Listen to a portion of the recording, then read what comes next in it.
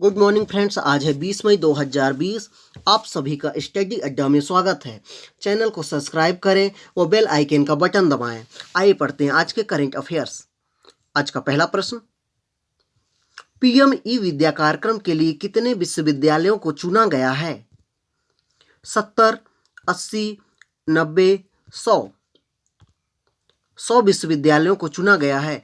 इसमें 1 से कक्षा 12 तक के चैनल होंगे, जिसमें बच्चों की पढ़ाई के लिए डीटीएच के माध्यम से इसे टीवी पर देखा जा सकेगा। इसी क्रम में अगला प्रश्न, आत्मनिर्भर भारत के लिए कितने गायकों ने मिलकर जयतु भारतम गीत बनाया है?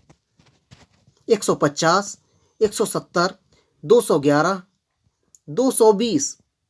211 गायकों ने मिलकर जयतु भारतम गीत बनाया है। इसी क्रम में अगला प्रश्न, हाल ही में बाल को चमकाने के लिए थूक के इस्तेमाल पर प्रतिबंध लगाया गया है। बीसीसीआई, आईसीसी, इंग्लैंड, इनमें से कोई नहीं। आईसीसी ने बाल को चमकाने के लिए थूक के इस्तेमाल पर प्रतिबंध लगाया है। कोविड-19 को ध्यान में रखते हुए बाल को चमकाने के लिए थूक के इस्तेमाल पर प्रतिबंध लगाया गया है। आईसीसी की full form international cricket council है। इसकी स्थापना 1909 में हुई तथा इसका मुख्यालय दुबई में है। इसके सीईओ मनु साहनी हैं। इसी क्रम में अगला प्रश्न, अलीबाबा के संस्थापक जैक मा ने किस बैंक के बोर्ड से इस्तीफा देने की घोषणा की है? HDFC bank, soft bank, bank of चीन, इनमें से कोई नहीं। सॉफ्ट बैंक से इस्तीफा देने की घोषणा की है। इसी क्रम में अगला प्रश्न, कोविड-19 के बाद शुरू होने वाली दुनिया की पहली खेल स्पर्धा कौन बनी है? Bundesliga football league, Asian games, Commonwealth, इनमें से कोई नहीं।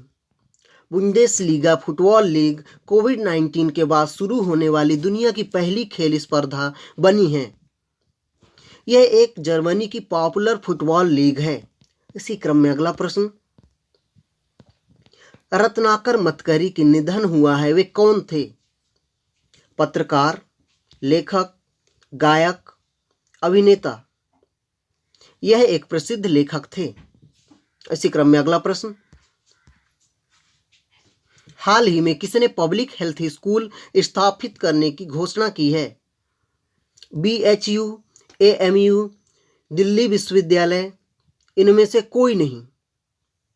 दिल्ली विश्वविद्यालय ने पब्लिक हेल्थ स्कूल स्थापित करने की घोषणा की है। इसी क्रम में अगला प्रश्न, हाल ही में किस राज्य सरकार ने कक्षा 10वीं की परीक्षा रद्द करने की घोषणा की है? राजस्थान, हरियाणा, मध्य प्रदेश, छत्तीसगढ़। मध्य प्रदेश राज्य सरकार ने कक्षा 10वीं की परीक्षा रद्द करने की घोषणा की है। मध्य प्रदेश सरकार ने हाल ही में चरण पादुका कार्यक्रम की घोषणा की थी, जिसके तहत प्रवासी मजदूर जो दूर दूर से पैदल चलकर आ रहे हैं उन्हें चप्पल प्रदान किए जाएंगे। इसी क्रम में अगला प्रश्न, हाल ही में WHO के 73वें सत्र में भारत का प्रतिनिधित्व किसने किया? डॉक्टर हर्षवर्धन सिंह, नरेंद्र मोदी, राजनाथ सिंह, इनमें से कोई नहीं। डॉक्टर हर्षवर्धन सिंह ने WHO के 73वें सत्र में भारत का प्रतिनिधित्व किया। WHO का full form world health organisation. इसकी स्थापना 1948 में हुई तथा इसका मुख्यालय जेनेवा में है। इसी क्रम में अगला प्रश्न, परजीवी कवक की नई प्रजाति खोजी गई है, इसका नाम किसके आधार पर रखा गया है? Google, Twitter, Amazon, Flipkart. Twitter के नाम के आधार पर रखा गया है। इसका नाम ट्रोंगलोमाइसिस है तथा ट्विटर की स्थापना 2006 में हुई व इसका मुख्यालय सैन फ्रांसिस्को में है। इसी क्रम में अगला प्रश्न, हाल ही में national real estate development council के नए अध्यक्ष महानिदेशक कौन बने हैं? Rajesh Yadav, Sudhir Ranjan, Prateek Mittal, Arvind Kumar. Rajesh Yadav national real estate development counselling के नए महानिदेशक बने हैं। इसी क्रम में अगला प्रश्न, वीडियो के जरिए केवाईसी स्वीकार करने वाला पहला बैंक कौन बना है? HDFC bank, Kotak Mahindra bank, S bank, state bank. Kotak Mahindra bank video के जरिए केवाईसी स्वीकार करने वाला पहला बैंक बना है। कोटक महिंद्रा बैंक की स्थापना 2003 में हुई तथा इसका मुख्यालय मुंबई में है व इसके CEO उपेंद्र कोटक हैं। इसी क्रम में अगला प्रश्न, बॉब वॉटसन का निधन हुआ है, वे किस खेल से संबंधित थे? Tennis, hockey, baseball, badminton.